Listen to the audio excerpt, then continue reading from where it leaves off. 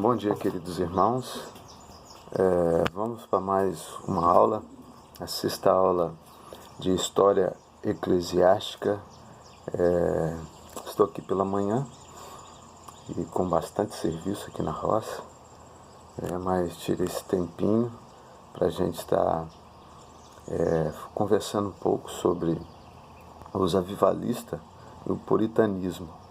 O puritanismo, os puritanos foram chamados, na Inglaterra, pela igreja oficial, a igreja anglicana, desse nome, puritanos, porque eles desejavam, realmente buscavam uma santidade, a pureza religiosa, espiritual, em todos os sentidos da vida, em todos os segmentos da vida, É uma obediência à palavra de Deus acima de qualquer coisa. E a gente vai ver sobre esses homens avivalistas que foram grandemente usados por Deus para poder trazer um despertamento espiritual ao seu povo na época. Em 1628, John Bunyan, ele era um ministro, não ordenado, pela igreja oficial. Foi assim perseguido na época pela igreja oficial, porque após a sua conversão ele tinha uma sede profunda de Deus, de conhecer a Deus. E a certa vez ele ouviu duas mulheres falando sobre Jesus. Ele quis conhecer mais e pediu aquelas mulheres para que falasse para ele de Jesus. Elas então levaram ele até o seu pastor. E o pastor então pregou, falou de Jesus para John Bunyan. Ele se converteu e aquele pastor o discipulou. E ele tinha um desejo muito grande de pregar às pessoas, sentiu-se chamado. Não havia espaço na igreja oficial na época, mas ele então fez o seu púlpito na rua, nas praças, e ele então começou a pregar. E por conta disso, cresceu-se uma perseguição contra John Bunyan, a ponto de ele ser proibido de pregar nas praças. Mas ele não parava de pregar, ele foi preso. E ele passou praticamente a vida dele toda na cadeia. O rei, certa vez, arrependeu de ter preso esses pastores, esses avivalistas, e libertou alguns deles. E depois, não foi um arrependimento, mas para conter as despesas com os presos. Ele foi solto e depois o rei se arrependeu de ter solto e trouxe de volta eles na prisão. Um juiz ficou com pena de John Bunyan, de ver a situação dele, que ele tinha 5 filhos. Uma das filhas era cega, a filha mais nova era cega, que o visitava na prisão, e pediu para que ele pensasse um pouco, pensasse nele, que iria libertá-lo, mas que ele deveria parar de pregar. E John Bunyan falou o seguinte: se me soltar hoje, amanhã estarei na praça pregando, porque era algo que queimava no coração de John Bunyan, que era o desejo de falar de Jesus para as outras pessoas.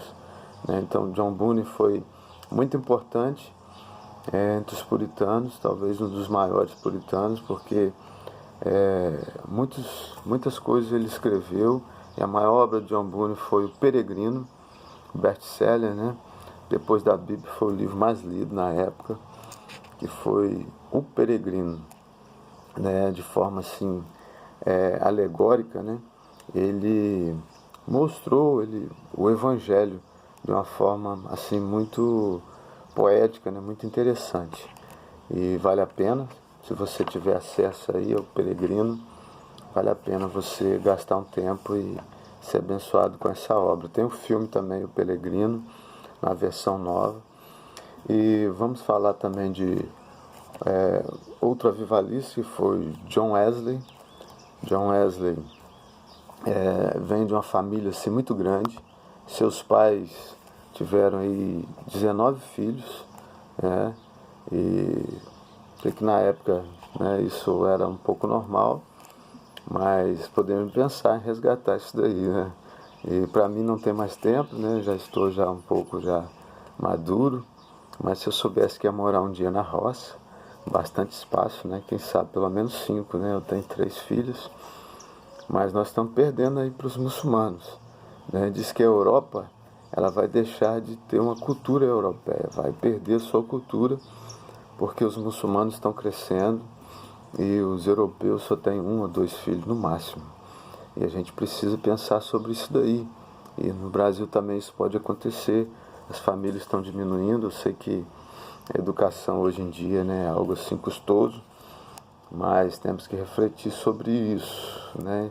E John Wesley, certa vez a casa dele pegou fogo e a mãe dele falou que Deus tinha um propósito na vida dele, que ele era uma brasa, um tição tirado do fogo. Isso aconteceu, mas isso levou um tempo. John Wesley ele era um pastor ordenado, também da igreja oficial, mas ele deixou de ser durante um tempo, porque ele não estava tendo espaço dentro da igreja oficial. A visão, né, era totalmente diferente. Depois que ele teve um contato com os moravianos, ele saiu da Inglaterra, foi para os Estados Unidos fazer uma obra missionária entre os indígenas. Com 35 anos ele retornou, após não teve êxito nessa missão, foi algo assim frustrante.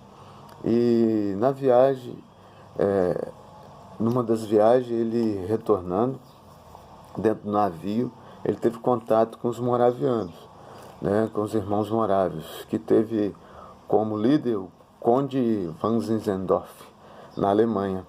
E esse avivamento entre os moravianos durou mais de 100 anos. Né? Foi 100 anos de uma reunião de oração ininterrupta, que não durante 24 horas. Os irmãos estavam sempre orando. Foi algo assim singular na história. E Deus usou grandemente os morávios, que se espalharam por todo o mundo. Na época, os missionários moravianos, alguns deles se venderam até como escravo para ganhar os escravos, né? Na América Central, em vários países, Jamaica, né? E São Tomé e Príncipe, né? Na Índia, em vários lugares, eles, né? Estados Unidos, vários países, os moravianos. E John Wesley também teve um impacto muito grande na sua vida. Talvez ele tenha se convertido ou mudado a sua visão em relação à fé, à graça de Deus, quando ele ouviu um morável pregando, né, numa igreja que ele foi visitar, e ele estava usando o texto ali de Romanos, onde Martinho Lutero também tinha deparado que o justo viverá pela fé. E ele teve ali uma visão, um encontro diferente, né, com o Senhor, e a vida dele foi impactada com aquela palavra. E certa vez ele viajando também com 2 irmãos morávios, ele estava com medo de morrer. E enquanto isso, aqueles morávios eles estavam cantando, né, no meio daquela tempestade dentro do navio. Eles estavam cantando, não tinha medo da morte, enquanto John Wesley tinha medo da morte. Então ele foi impactado pela vida dos morávios e a vida dele foi diferente. Quando ele retorna para a Inglaterra, aquele homem ele vem como uma brasa realmente pegando fogo, né? E influenciando toda aquela Inglaterra, e houve um avivamento muito grande. E juntamente com ele, Charles Wesley, seu irmão, e George Whitefield. São nomes assim em inglês, né? Mas a gente tem um pouco de dificuldade. Mas esses homens que realmente impactaram a Inglaterra. Não havia púlpito, né, para o George, o lugar, né? É uma igreja onde coubesse pessoas. Ele tinha que pegar o George Whitefield, ele tinha que pregar ao ar livre, porque era 15, 20 mil pessoas, 30 mil pessoas, quando esses homens pregavam. Eram muitos sermões, né? Eles pregavam a média aí de 2 sermões por dia, né? John Wesley, ele pregava aproximadamente 2 sermões por dia, né? Foram muitos sermões que John Wesley pregou, e foi praticamente aí o fundador da igreja metodista, Então, irmãos, vamos para mais um. William Carey, conhecido como pai das missões modernas, em 1761 a 1834. Esse homem era um sapateiro e ele tinha muita dificuldade, a ponto de ter que cuidar também da família do próprio sogro, que havia falecido. E ele aprendeu muitos idiomas dentro da sapataria. Ele tinha um mapa mundi e o sonho dele, o chamado dele era ir para um lugar onde não havia ainda o evangelho, e o sonho dele, então ele foi para a Índia, foi o primeiro missionário a chegar na Índia, e ele traduziu a Bíblia para a língua dos indianos. Ele falava o italiano, o alemão, ele aprendeu estudando sapataria ali, trabalhando e estudando vários idiomas. Deus capacitou ele de uma forma tremenda. E quando ele chegou na Índia, aproximadamente 6 meses de viagem, ele já falava a língua dos indianos. Pai das missões modernas foi o William Carey, Guilherme William Carey, e o Charles Grant Finney também foi um grande avivalista. Onde esse homem passava, Deus tremia o lugar, praticamente havia ali um avivamento. Certa vez ele passou dentro de uma cidade de trem, e ele olhou para aquela cidade assim, na beira daquele trem, passando, vários boates, bares, e ele passou olhando para aquelas pessoas, e quando ele chegou no final daquela cidade, ele desceu, e houve um avivamento naquela cidade. Todas as pessoas ali correram para ouvir Finney, sentindo o peso do seu pecado, desejando ardentemente entregar sua vida ao Senhor Jesus, sentiram que realmente estavam perdidos, destinados ao inferno. Então houve um grande avivamento nesse lugar. Finney também entrou numa fábrica certa vez e sua aparência não era assim, não tinha uma aparência bonita, Era alto, magro e careca, diz que era assim. E as pessoas começaram a caçoar dele, uma mulher começou a rir de Finney, e ele olhou para aquela mulher. E daqui a pouco estavam todos chorando, pedindo perdão a Deus, pedindo perdão a Finney. E Finney então aproveitou e pregou o evangelho àquelas pessoas, e muitos ali se converteram, houve um avivamento naquele lugar. E o repórter tentava descobrir qual o segredo de Finney. E começou a seguir Finney sem ele saber. E Finney ele entrava assim, pela mata fora, e ali ele ficava 2, 3 horas de joelhos, clamando ao Senhor, buscando a intimidade com o Senhor. E a gente vê a marca desses homens. David Brainerd também fala que ele era um jovem. Ele teve assim momentos difíceis, que perdeu o pai ainda criança, com 5 anos, ainda novo, e logo depois ele perde também a mãe. E os pais eram muito ricos, deixou uma herança para ele. Ele foi morar com a irmã. Durante o tempo ele teve depressão profunda. Foi um tempo de solidão, um tempo muito difícil para David Brainerd. Mas com seus 20 anos ele se converte e ele estuda, e ele foi então ser missionário entre os índios americanos. E foi um trabalho singular, que ele traduziu a Bíblia para a língua dos indígenas, e foi algo assim fantástico entre os índios. Ele morreu novo, com 29 anos, mas a vida dele inflamou assim muitos jovens americanos a se levantarem para poder fazer trabalho transcultural em outras culturas, lugares onde não havia realmente a palavra de Deus, o Evangelho. Então foi um trabalho singular desse homem. Spurgeon, considerado o príncipe dos pregadores, ainda com 17 anos, 16 anos ele se converte, aos 17 anos ele já começa a pregar, e é ordenado a pastor com 17 anos, e aos 20 anos ele já era conhecido por todos os lugares, como um grande pregador, um menino pregador, e que todos queriam ouvir esse pregador eloquente, mas que não tinha formação, né? Era um leigo, mas que Deus usou ele de forma tremenda, grandemente. Então foi os avivalistas, né?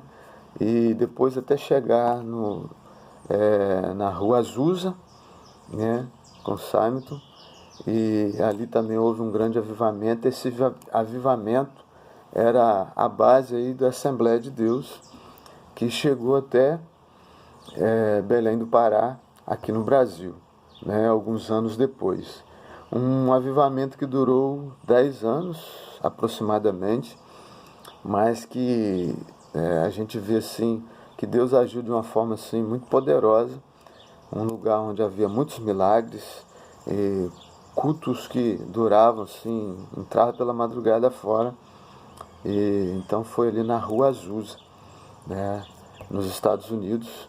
Isso aconteceu ali, e uma marca assim da Assembleia de Deus, praticamente foi o início aí do pentecostalismo, né, clássico, né, foi através ali da Rua Azusa. E fica aí o nosso 6º estudo de história eclesiástica, né, e que Deus te abençoe, tenha um dia abençoado, e temos muito serviço aqui, né, para fazer. Estou mexendo aqui no gramado, como vocês poderão estar vendo aqui, né? Uma área aqui bem extensa, né? Para a gente estar trabalhando, mas tirei esse tempo para estar gravando aqui o nosso estudo, né? Não vamos parar, vamos continuar. Nós já gravamos aí 6 estudos, nós temos ainda bastante estudo pela frente, talvez ainda mais uns 6, né, 8. Então a história ela é extensa, né? Mas a gente está resumindo, resumo do resumo. Né? Tenha um dia abençoado. Obrigado por sua atenção. Deixa o seu like, faça sua inscrição e faça seu comentário também. Fique à vontade.